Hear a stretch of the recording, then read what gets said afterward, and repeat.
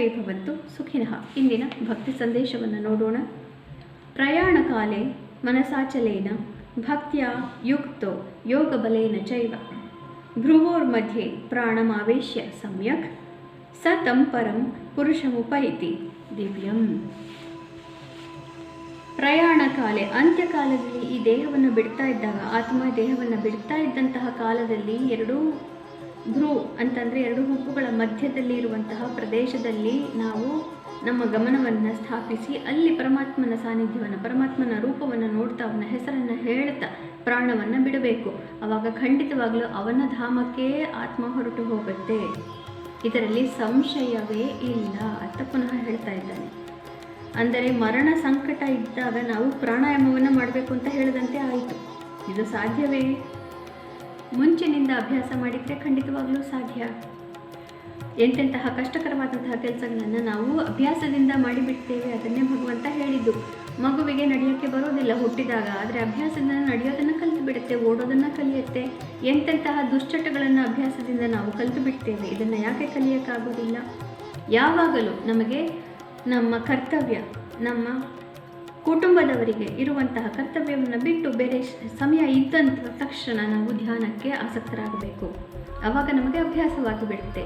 ಆಗ ನಮಗೆ ಏನೂ ಬೇರೆ ಕೆಲಸ ಯೋಚನೆ ಇಲ್ಲದಿದ್ದಾಗ ಧ್ಯಾನ ಅನ್ನೋದು ತಾನಾಗಿಯೇ ಬರುತ್ತೆ. ಆವಾಗ ಭಗವಂತನ ಸ್ಮರಣೆ ನಮಗೆ ತಾನಾಗಿಯೇ ಕೊನೆ ಕಾಲದಲ್ಲಿ ಪ್ರಾಪ್ತವಾಗುತ್ತೆ. ಇಂದು ಶ್ರೀ ಪರಾಭವನಾಮ ಸಂವತ್ಸರೆ ಉತ್ತರಾಯಣ ಗ್ರೀಷ್ಮ ಋತುವು ಅಧಿಕ ಜ್ಯೇಷ್ಠ ಮಾಸೆ ಶುಕ್ಲ ಪಕ್ಷೆ. ಇಂದು 26ನೇ ತಾರೀಕು ಮಂಗಳವಾರ, ದಶಮಿ ತಿಥಿ ಹಾಗೂ ಒಂದು ಉತ್ತರ ಫಲ್ಗುಣಿ ನಕ್ಷತ್ರ. ಇಂದಿನ ಭವಿಷ್ಯವನ್ನು ನೋಡೋಣ. ಉತ್ತರ ಫಲ್ಗುಣಿ ನಕ್ಷತ್ರದ ಅಧಿಪತಿ ರವಿ. ಹೀಗಾಗಿ ಇವತ್ತು ಎಲ್ಲರಿಗೂ ನಂದೇ ನಡೆಯಬೇಕು ಅನ್ನುವಂತಹ ಹಠ ಇರುತ್ತೆ. ಮೇಷರಾಶಿಯವರಿಗೆ ಮಧ್ಯಾಹ್ನದವರೆಗೂ ಕೂಡ ನಿಮ್ಮ ಬುದ್ಧಿವಂತಿಕೆ ಮತ್ತು ಮಾತಿನಿಂದ ಸ್ವಲ್ಪ ತೊಂದರೆಗಳು ಆಗಬಹುದು. ಮಧ್ಯಾಹ್ನವಾದ ನಂತರ ಶತ್ರುನಾಶ, ಶತ್ರುಧ್ವಂಸ.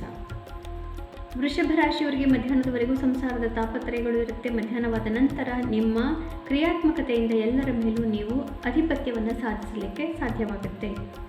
ಮಿಥುನ ರಾಶಿಯವರಿಗೆ ಮಧ್ಯಾಹ್ನದವರೆಗೂ ಎಲ್ಲವೂ ನಿಮ್ಮ ಪರವಾಗಿ ನಡೀತಾ ಇರುತ್ತೆ. ಮಧ್ಯಾಹ್ನವಾದ ನಂತರ ಸ್ವಲ್ಪ ಈಗೋ ಕ್ಲಾಶ್ಗಳು ನಿಮ್ಮ ಮನೆಯಲ್ಲಿ ಮತ್ತು ನಿಮ್ಮ ಪ್ರೀತಿಪಾತ್ರರೊಡನೆ ಬರಬಹುದು. ಯಾರ್ಯಾರು ಕೋರ್ಟ್ ಮ್ಯಾಟರ್ಗಳಲ್ಲಿದ್ದೀರಿ, ನಿಮಗೆ ಯಾವುದೋ ಒಂದು ಮುಖ್ಯವಾದಂತಹ ಸೂಚನೆ ಅಥವಾ ಸಂದೇಶ ಮಧ್ಯಾಹ್ನವಾದ ನಂತರ ಪ್ರಾಪ್ತಿಯಾಗಬಹುದು. ಕರ್ಕರಾಶಿಯವರಿಗೆ ಮಧ್ಯಾಹ್ನದವರೆಗೂ ನಿಮ್ಮ ಕುಟುಂಬದ ಬಗ್ಗೆ ಗಮನವನ್ನು ಕೊಡ್ತಾ ಇರ್ತೀರಿ. ಮಧ್ಯಾಹ್ನವಾದ ನಂತರ ಒಂದು ಗೆಟ್ ಟುಗೆದರ್ ಅಥವಾ ಗ್ಯಾದರಿಂಗ್ ಏನೋ ಒಂದು ಇರಬಹುದು. ನಿಮ್ಮ ಬಂಧು ಬಾಂಧವರು ಹಾಗೂ ಮಿತ್ರರು ನಿಮ್ಮನ್ನು ಸಂಧಿಸಬಹುದು. ಸಿಂಹರಾಶಿಯವರಿಗೆ ಮಧ್ಯಾಹ್ನದವರೆಗೂ ಕೂಡ ನಿಮ್ಮ ಬಗ್ಗೆ ಯೋಚನೆಯನ್ನು ಮಾಡಿಕೊಳ್ತಾ ಇರ್ತೀರಿ. ಮಧ್ಯಾಹ್ನವಾದ ಮೇಲೆ ನಿಮ್ಮ ಕುಟುಂಬದವರ ಬಗ್ಗೆ ಕಾಳಜಿಯನ್ನು ವಹಿಸ್ತೀರಿ. ಕನ್ಯಾ ರಾಶಿಯವರಿಗೆ ಮಧ್ಯಾಹ್ನದವರೆಗೂ ಕೂಡ ಸ್ವಲ್ಪ ಕಷ್ಟಕರವಾದಂತಹ ದಿವಸ ಆಗಿರುತ್ತೆ. ಮಧ್ಯಾಹ್ನವಾದ ನಂತರ ನಿಮ್ಮ ಪ್ರೀತಿ ಪಾತ್ರರೊಡನೆ ಸಮಯವನ್ನು ಕಳೆಯುವ ಅವಕಾಶಗಳನ್ನು ನೀವು ನೋಡಬಹುದು. ಮನಸ್ಸಿಗೆ ನೆಮ್ಮದಿ ಪ್ರಾಪ್ತಿ. ಹಿಂದಿನ 3 ದಿನಗಳಲ್ಲಿದ್ದಂತಹ ವ್ಯಥೆಗಳೆಲ್ಲ ಮಾಯ.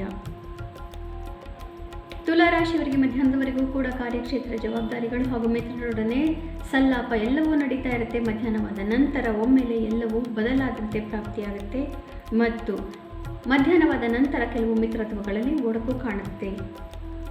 ವೃಶ್ಚಿಕ ರಾಶಿಯವರಿಗೆ ಮಧ್ಯಾಹ್ನದವರೆಗೂ ಕಾರ್ಯಕ್ಷೇತ್ರದ ಜವಾಬ್ದಾರಿಗಳಿರುತ್ತೆ. ಮಧ್ಯಾಹ್ನವಾದ ನಂತರ ಮಿತ್ರರೊಡನೆ ಸರಸ ಸಲ್ಲಾಪ, ಹಣ, ಧಾನ್ಯ ಲಾಭ, ಧನಲಾಭ. ಧನುರಾಶಿಯವರಿಗೆ ಮಧ್ಯಾಹ್ನದವರೆಗೂ ಕೂಡ ಸ್ವಲ್ಪ ಭಾಗ್ಯದಲ್ಲಿ ಏರುಪೇರು ಕಾಣ್ತಾ ಇರುತ್ತೆ. ಅದೃಷ್ಟ ಪರೀಕ್ಷೆ ನಡೆದಂತೆ ಭಾಸವಾಗ್ತಾ ಇರುತ್ತೆ. ಮಧ್ಯಾಹ್ನವಾದ ನಂತರ ಕಾರ್ಯಕ್ಷೇತ್ರದಲ್ಲಿ ಒಮ್ಮೆಲೆ ಯಶಸ್ಸು. ಮಕರ ರಾಶಿಯವರಿಗೆ ಮಧ್ಯಾಹ್ನದವರೆಗೂ ಹಿಂದಿನ 3-4 ದಿನಗಳಲ್ಲಿದ್ದ ತೊಂದರೆಗಳನ್ನೇ ಮನಸ್ಸಿಗೆ ಪರಿಹಾರವನ್ನು ಕಾಣದೆ ತೊಳಲಾಡ್ತಾ ಇರುವಂತೆ ಭಾಸವಾಗ್ತಾ ಇರುತ್ತೆ. ಮಧ್ಯಾಹ್ನವಾದ ನಂತರ ಭಾಗ್ಯೋದಯವಾಗುತ್ತೆ. ಯಾರೋ ಒಬ್ಬರು ಹಿರಿಯರಿಂದ ನಿಮಗೆ ಆಶೀರ್ವಾದ ಪ್ರಾಪ್ತಿಯಾಗಿ ನೆಮ್ಮದಿ ಪ್ರಾಪ್ತಿ. ಕುಂಭರಾಶಿಯವರಿಗೆ ಮಧ್ಯಾಹ್ನದವರೆಗೂ ಎಲ್ಲವೂ ನಿಮ್ಮ ಪ್ರಕಾರ ನಡೀತಾ ಇರುತ್ತೆ. ಮಧ್ಯಾಹ್ನವಾದ ನಂತರ ಒಮ್ಮೆಲೆ ನಿಮ್ಮ ಪ್ರೀತಿ ಪಾತ್ರರ ಜೊತೆಗೆ ಏನೋ ಒಂದು ಸಣ್ಣದಾದಂತಹ ಮನಸ್ತಾಪ ದೊಡ್ಡದಾಗಿ ಮನಸ್ಸಿಗೆ ಬೇಸರವಾಗುವ ಸಾಧ್ಯತೆ. ಯಾವ ನಿರ್ಧಾರಗಳು ಬೇಡ. ಮೀನರಾಶಿಯವರಿಗೆ ಮಧ್ಯಾಹ್ನದವರೆಗೂ ಕೂಡ ಸಾಮಾಜಿಕ ಚಟುವಟಿಕೆಗಳಲ್ಲಿ ಬ್ಯುಸಿ ಇರ್ತೀರಿ. ಮಧ್ಯಾಹ್ನವಾದ ನಂತರ ಸ್ವಲ್ಪ ಪ್ರೀತಿ ಪಾತ್ರರೊಡನೆ ಬಹಳ ಒಳ್ಳೆಯ ಸಮಯವನ್ನು ಕಳೆಯೋದರಿಂದ ಮನಸ್ಸಿಗೆ ನೆಮ್ಮದಿಯನ್ನು ಪಡೆಯಬಹುದು. ಪುನಃ ನಾಳೆ ಭೇಟಿಯಾಗೋಣ. ಅಲ್ಲಿವರೆಗೂ ನಿಮಗೆ ತಿಳಿದೇ ಇದೆ, ಗೀತಾ ಶ್ಲೋಕಗಳ ಶ್ರವಣ, ಪಠನ, ಮನನ, ಲೇಖನ ಮತ್ತು ಅರ್ಥವನ್ನು ಮಾಡಿಕೊಳ್ಳೋದ್ರಿಂದ ಭಗವಂತನ ಸಾಕ್ಷಾತ್ಕಾರ ಸಾಧ್ಯ ಹಾಗೂ ಮರಣ ಕಾಲದಲ್ಲಿ ಅವನ ಸ್ಮರಣೆ ಸಾಧ್ಯ. ಶುಭಮಸ್ತು. ಶ್ರೀಕೃಷ್ಣ ವಿಜಯತೆ.